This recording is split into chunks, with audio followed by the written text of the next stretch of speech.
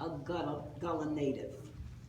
I hail from the low country of Beaufort, South Carolina, where my ancestors were brought across the Atlantic Ocean from West Africa around Senegal, Sierra Leone, Ghana, and the Ivory Coast.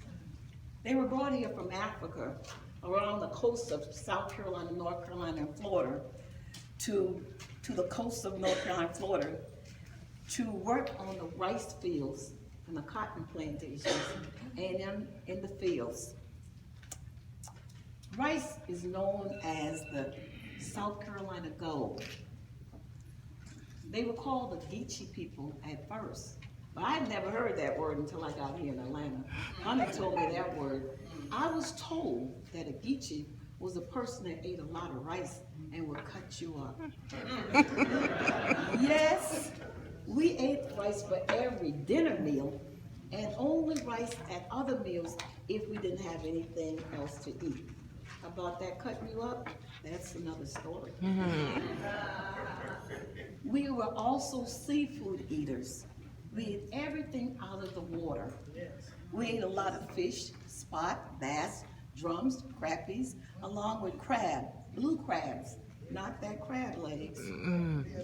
The whole live crab, shrimp, oyster, and kudu, that's turtles. We caught a meal out of the water, brought it home, and we scaled it, and we gutted it. That's to take the inside out.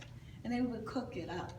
The smaller fish was eaten whole, head, everything, bones. And if you got the bone caught in your throat, you would eat some light bread. That's what we call white bread now, to get the bone out of our throat. Grew everything, the majority of what we ate on vegetables in the fields, collard greens, cabbage, beans, corn, cucumbers, watermelons, tomatoes, and we use okra in all of our soups. Many of our meals have been taken, like our low country ball. We used to just call it ball and crabs, where we would put the sausage and the corn, and we would boil it and then add the live crab. You do that now, where you make the crab ball. Our shrimp and okra was stolen. Our shrimp and grits was stolen. Low country, and what we call red rice, you call it jambalaya. But our shrimp and okra has not been stolen yet. Honey, think you came up with the trunk or treat? Well, let me tell you, we've always done that.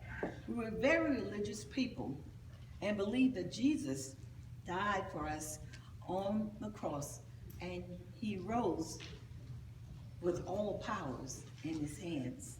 We attended church once or twice a month because the pastor usually had another church or several other churches than our church.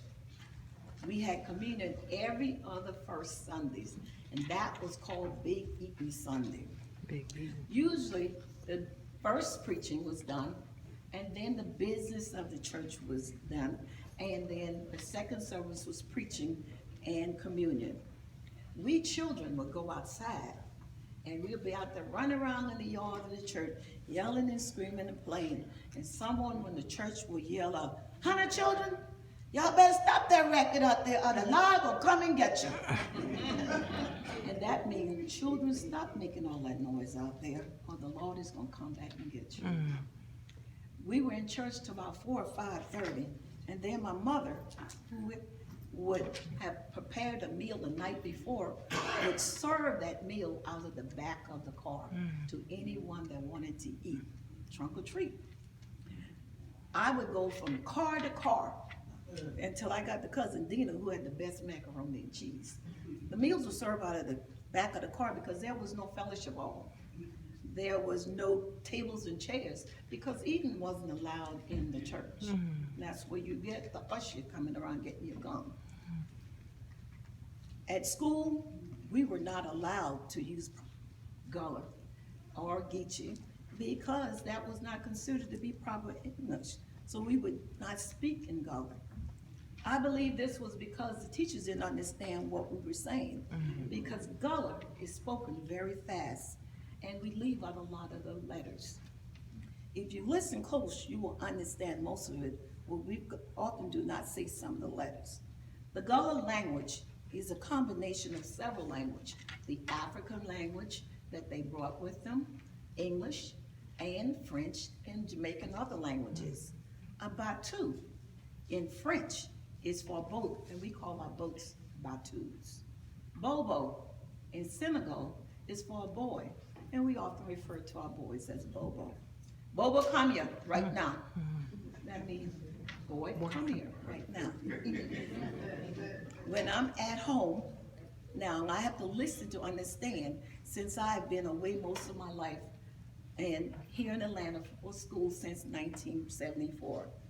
Most of my friends and relatives do not speak a whole lot of Gullah, but sometimes when I ask them something, they'll answer by saying, I don't know, I ain't know. Once here in Atlanta, I had to slow my language down and speak and pronounce all my words, every syllable of the word. I remember I was teaching, and one of my students didn't like to come to school. So she came to school, and there was a railing in school, and she fell down the railing. And when she came back, she was hopping, going to another class.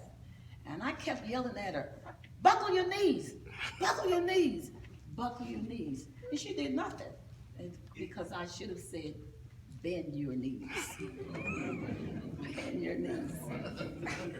I've used the word hunter, which means they, churn, children, something, something, ting. Bring me that ting right now. Bring me that thing right now. Yeah, the, that, chunking. Chunk that ball over there. That means throw that ball over there.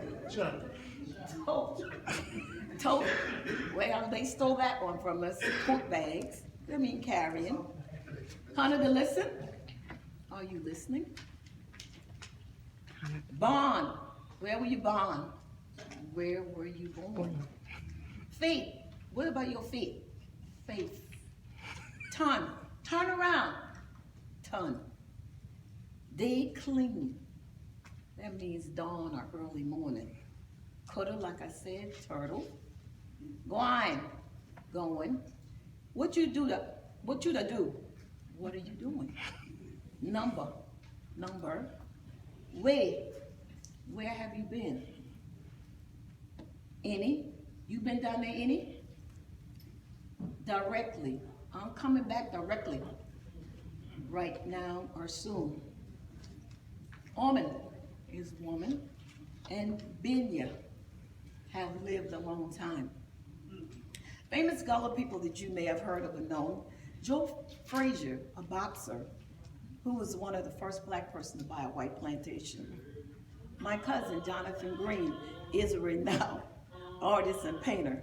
My classmate, Ron Days, was the star on a TV show called Gullah Gullah Island. My schoolmates, both writers, Elijah Haywood and Alvin Green. Candace Glover, the winner singer on American Idol in 2012. Thank you so much for letting me share. Thank you, Cheryl, Dale. Thank you all so very much. Thank you again and again. Thank you, thank you, thank you. Hunter, God bless him to Hunter. Much wealth and health and love much. And I say enough, I'm gonna sit down in my seat.